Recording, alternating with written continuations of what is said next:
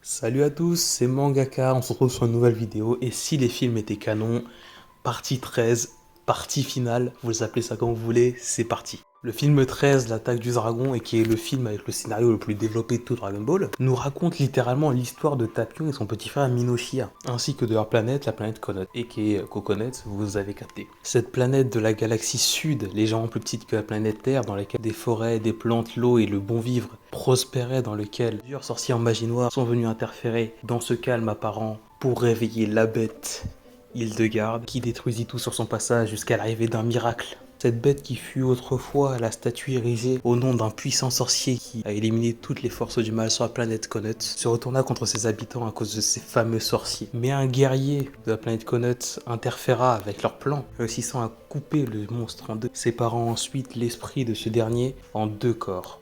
La partie inférieure chez Minoshia et la partie supérieure chez Tapion. Suite à ça, les deux seront envoyés à l'opposé l'un de l'autre dans l'espace, afin que les deux parties d'Hildegarde ne se recomplètent jamais. Malheureusement, un de ces sorciers, appelé Oil, retrouva Minoshia, récupérant ainsi la partie inférieure de Hildegarde, et se dirigea vers la Terre afin de récupérer la partie supérieure. Il amadoua alors les guerriers Z afin qu'ils l'aident à ouvrir la boîte à musique magique dans laquelle Tapion était enfermé afin que celui-ci puisse assouvir ses plans. Dû à leur naïveté, ils l'ont aidé, et après le vœu de Shenron, le héros de la planète Conot sortit avec cette douce musique de sa boîte à musique.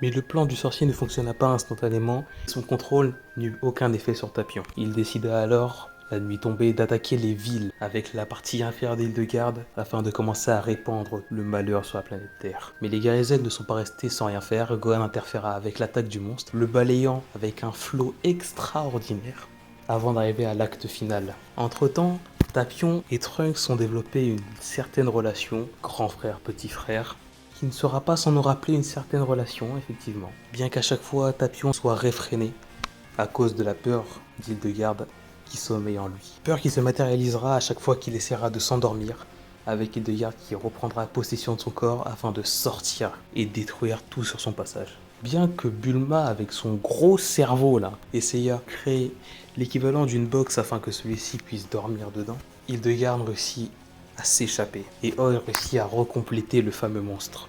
Le monstre était puissant, très puissant, mais pas particulièrement plus que ceux qu'ils avaient affrontés auparavant. Son principal atout, c'était qu'il était intouchable. À tel point que même Ultimate Gohan ne pouvait rien faire contre lui. Le seul espoir, le seul et unique espoir de la planète Terre reposait en Goku.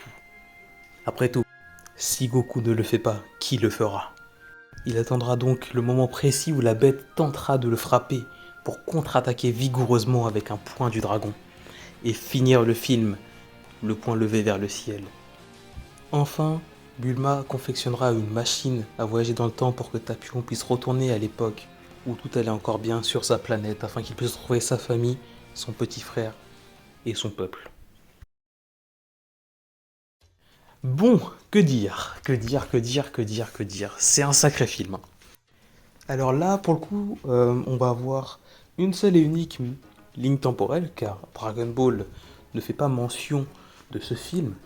Et après tout, après Majin Buu, jusqu'au 28e Tenkaichi Budokai, on ne nous parle pas de gros événements, car en effet, on sait qu'entre le 28e, enfin du moins 5 ans avant jusqu'au 28e, il y a eu une période de paix, coucou DBS, mais tout ce qui s'est passé avant, on n'a aucune information. Donc ce film peut totalement se placer sans contredire quoi que ce soit. Car on voit que le film se place quelques temps après la mort de Majin Buu. Donc par rapport au scénario de base, ça change rien.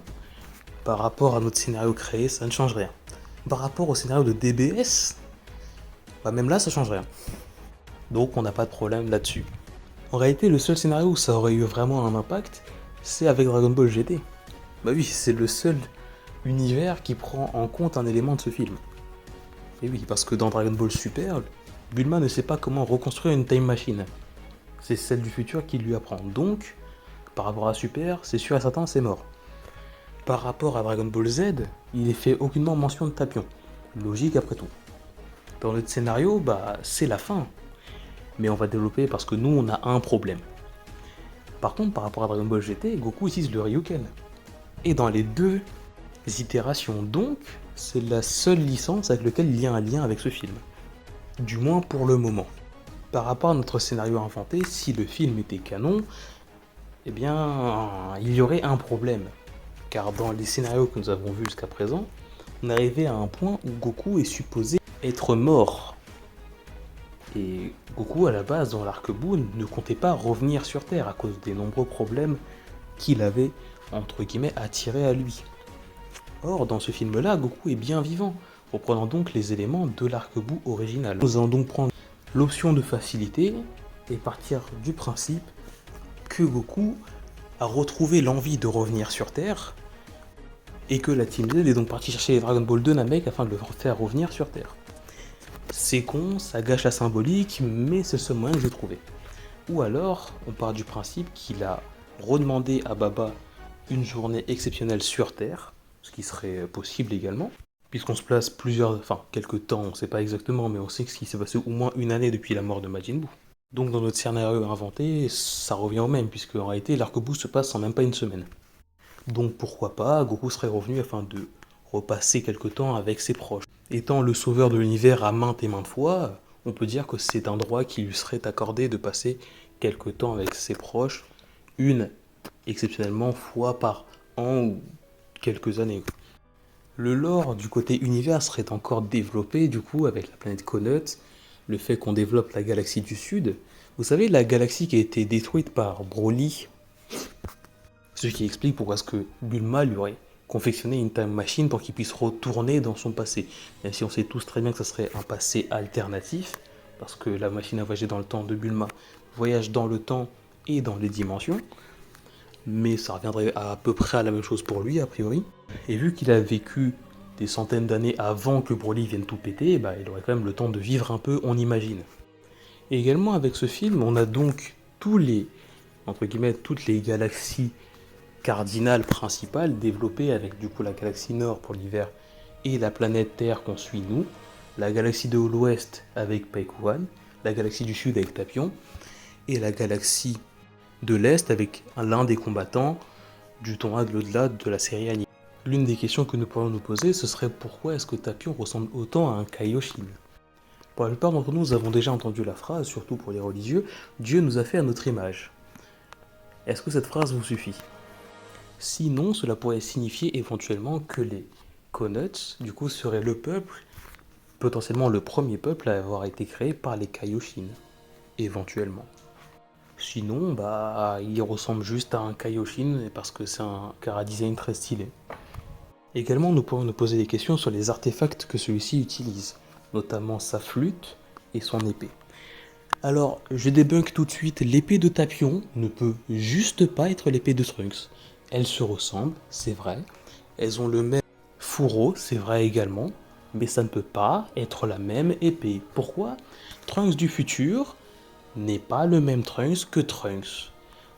Celui qu'on suit tout le temps, genre. C'est pas le même perso. Donc même si Trunks garde l'épée, ce qui pourrait expliquer pourquoi est-ce qu'il a une épée dans Dragon Ball GT, encore une fois, il y a un lien entre les deux. Trunks du futur, lui, n'a aucun lien avec Tapion. Du moins, il n'a aucun lien direct, parce que vous allez voir, c'est intéressant après.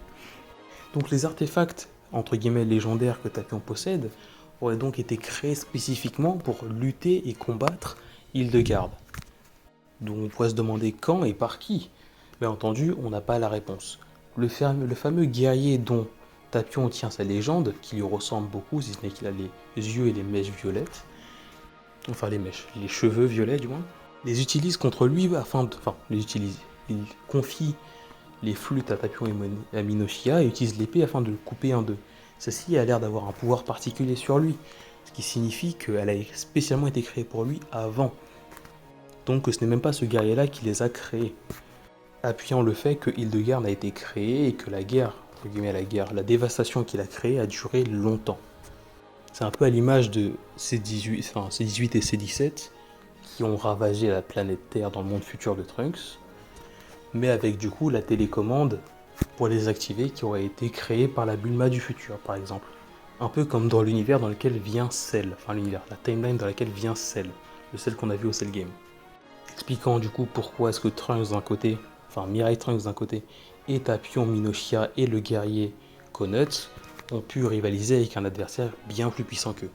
Également, l'origine des sorciers et de Hoyle lui-même peut être un mystère à elle-même, parce que on sait que ce sont une race extraterrestre qui sont venus infecter entre guillemets Conuts, mais on ne sait pas d'où ils viennent.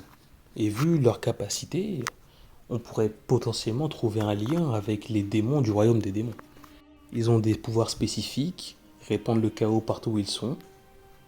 Il y a peut-être quelque chose. Également, le fameux génie duquel s'inspire la statue d'Hildegarde, il y a que moi que ça choque qu'il soit très très diabolique ou... Parce qu'a priori, il a répandu toutes les bonnes choses qu'il y a sur Conet.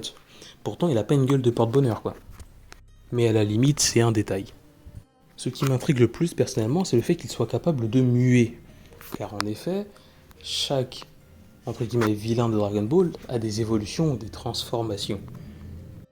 Ici, la créature mue, alors qu'à la base, elle a été créée depuis une statue qui n'a pas du tout l'air d'être un insecte ou quelque chose qui y ressemble. Pourtant, une fois muée, c'est le cas.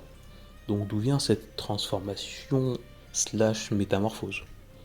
Aucune information nous est donnée là-dessus, mais c'est tout de même très intéressant si potentiellement il décide de développer ça à l'avenir.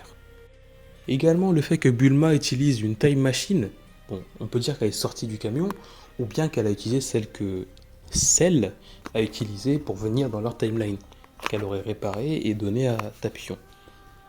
D'une part, ça serait intéressant, mais du coup ça ferait une petite incohérence avec Dragon Ball Super qui est venu plusieurs années après. Mais d'autre part, ça cause surtout une question. Puisque si nous prenons le canon de l'œuvre, qui est Dragon Ball Super, j'ai toujours un problème avec cette chose, mais c'est pas grave. Si Bulma utilise la Time Machine de Cell pour la donner à Tapion, une fois l'arc Black Goku arrivé, eh ben ils sont niqués en fait, puisque du coup ils pourront pas retourner dans le futur, puisqu'ils n'ont plus de Time Machine. Donc du coup, Black Goku conquiert le monde et après, Trunks reste vivre ici. Alors pour le coup, moi, ça me ferait extrêmement plaisir que Trunks reste vivre dans l'univers 7. Mais ce serait dommage pour lui parce qu'il n'aura pas pu sauver son monde. Là, on me dit dans l'oreille que dans tous les cas, il ne pouvait pas sauver son monde puisque Zeno l'a détruit dans la trame originelle. Donc en fait, non, cet événement aurait pu, arranger mes affaires par rapport à Dragon Ball Super. Ça aurait été vachement plus intéressant pour moi.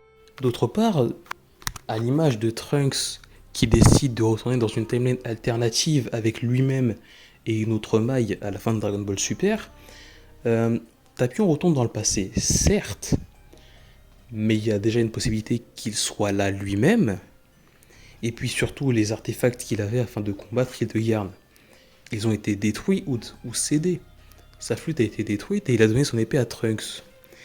Mais Tapion n'a pas spécialement gagné en puissance lors du film.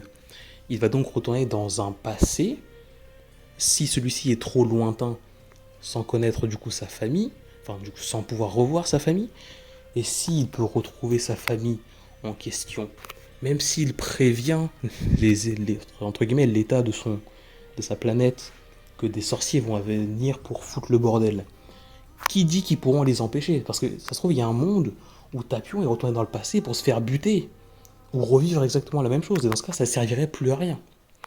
Ou alors, attention, on est dans une théorie, le guerrier qui aurait coupé Hildegard en deux pourrait être en fait Tapion lui-même, qui aurait du coup vieilli, expliquant pourquoi est-ce que ses cheveux seraient potentiellement passés au violet, ses yeux aussi, on peut dire éventuellement que c'est comme ça qu'ils vieillissent.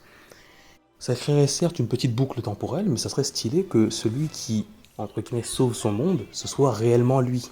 Parce qu'à la base, la légende du guerrier de Conuts, on lui attribuait à lui alors que ce n'était pas lui. Donc là, si c'est réellement lui, le guerrier Conuts, qui a coupé Hildegard en deux, ça serait très stylé. Et enfin, on va arriver sur un point que j'ai trouvé extrêmement bien foutu et très intelligent, c'est le parallèle entre Tapion et Mirai Trunks. Bon, tout le monde l'a vu, Tapion, Mirai Trunks, il y a un lien. Mais le lien est plus profond que ça. En effet, souvent on compare Tapion à Mirai Trunks, mais personnellement je le comparais plutôt à Mirai Gohan. Je vais vous expliquer pourquoi. Tapion a un lien très particulier avec Trunks car, à l'image de son petit frère, il l'aime beaucoup. Et donc du coup, ça fait un lien fraternel entre les deux, avec Tapion le plus grand et Trunks petit. Ça vous fait penser à qui? Mirai Gohan, logique. Dans le film, Tapion a un lien particulier avec Trunks, mais également aussi avec Bulma. Bulma qui l'aide, avec qui parle concrètement de ce qu'il ressent, etc., etc. Exactement comme Mirai Gohan dans le monde futur, ce qui nous donne du coup le même trio dans les deux réalités parallèles. Avec Bulma qui tente de veiller sur les deux, alors que l'une a tout perdu et l'autre a tout, ce qui met les deux Bulma en parallèle, du fait que l'une ait pu sauver, enfin, dont l'univers a pu être sauvé, l'autre non, mais gardant ce même lien avec ses enfants, entre guillemets, là je vais mettre des grosses guillemets, mais vous avez compris, euh, qu'elle cherche à protéger à tout prix. Trunks, parce que c'est sa daronne, et Tapion, parce que du coup, il a réussi à l'émouvoir, et du coup, elle essaie de l'aider par tous les moyens possibles. D'abord en essayant de créer une machine qui lui permettrait de dormir, enfin une machine, une boîte à musique géante, ensuite avec la time machine, etc., etc. Parallèlement avec Mirai Gohan qui du coup passait sa vie, aimait bien passer de temps en temps voir Bulma et Trunks. Nous aurions aussi Trunks dans les deux cas, un enfant insouciant qui essaie de bien faire, l'un en essayant d'affronter les cyborgs aux côtés de Gohan même s'il ne fait pas le poids, et l'autre essayant d'affaiblir et de garder au plus possible afin que Goku puisse le terminer. Dans les deux cas, ce qu'il fait n'est pas suffisant, pourtant vous avez compris le lien, etc., etc. Également le lien grand frère, petit frère, exactement comme je l'ai dit tout à l'heure. Vous l'avez vu dans le film, dans le TV spécial, c'est plus ou moins la même chose. Et de l'autre côté, nous aurions du coup Gohan et Tapion. Les deux considérant Trunks comme leur petit frère, et les deux se sacrifiant, entre guillemets, pour son avenir et qui est bonheur. L'un décidant d'aller affronter les cyborgs seul, laissant Trunks comme dernier espoir du futur, et l'autre décidant de se sacrifier des mains de Trunks afin que celui-ci puisse sauver son futur, et qui est la suite, la continuité, quoi. Est-ce que vous avez vu le lien et qui est le parallèle de fou quand même? C'est très très stylé, hein. La seule diff, c'est qu'il y a un monde où c'est la merde tout le temps et Trunks il a une vie de merde, et l'autre où c'est la merde souvent, mais en vrai ça va et Trunks il a une bonne vie. C'est la seule diff. Parce qu'il y en a un où il perd du coup Mirai Gohan et plus tard sa mère, et l'autre où il perd. Ouais, il perd sa coupe de cheveux à la limite, il perd sa couleur de yeux aussi, mais c'est tout. Mais c'est pas terminé, dans les deux cas, Trunks obtient une épée, prouvant du coup qu'il est devenu digne de protéger l'avenir. C'est en là que je trouve qu'il y a un certain lien entre l'épée des Mirai Trunks et celle du petit Trunks, bien que ce ne soit pas la même épée. Ce lien étant le fait qu'il soit devenu un guerrier à part entière. Bon, quant à Goku, j'ai pas spécialement de théorie à faire. Le mec a dû s'entraîner comme un arrache-pied, comme d'hab. Et puis voilà, quoi. Il a développé une nouvelle technique, il l'a utilisée, il a gagné. Enfin, la technique est très stylée, et puis voilà. Qu'est-ce que vous voulez que je vous dise? Parce que dans la possibilité où c'est effectivement son corps venu du paradis, bon, on part du principe qu'il n'y a pas d'auréole parce qu'il n'y a pas d'auréole, bah en fait le fait qu'il puisse tenir le SSJ3, ça n'impacte pas grand-chose puisqu'il reste pas très longtemps sous cette forme. Et sa technique, elle n'a pas l'air de demander énormément d'énergie. La seule théorie que moi j'ai, et que j'ai toujours eu en ayant vu le film, c'est que, imaginez, un peu comme dans Et si Mirai Trunks avait participé au temps du pouvoir, la technique que voulait utiliser Goku face à Majin Buu afin de le désintégrer d'un coup, c'était le point du dragon. Bon, on est tous d'accord que, en relisant le passage, c'est sûr et certain qu'il voulait utiliser un Kamehameha gigantesque. Mais imaginez cette technique, et qui est le point du dragon, c'était la technique ultime qu'il voulait utiliser afin de détruire Majin Buu. Parce qu'on le voit très bien, elle ne fait pas que perforer Hildegarde. Elle le perfore et le désintègre par la suite, ne laissant plus aucune trace du monstre. Peut-être était-ce la technique qu'il voulait utiliser afin de clôturer l'arc.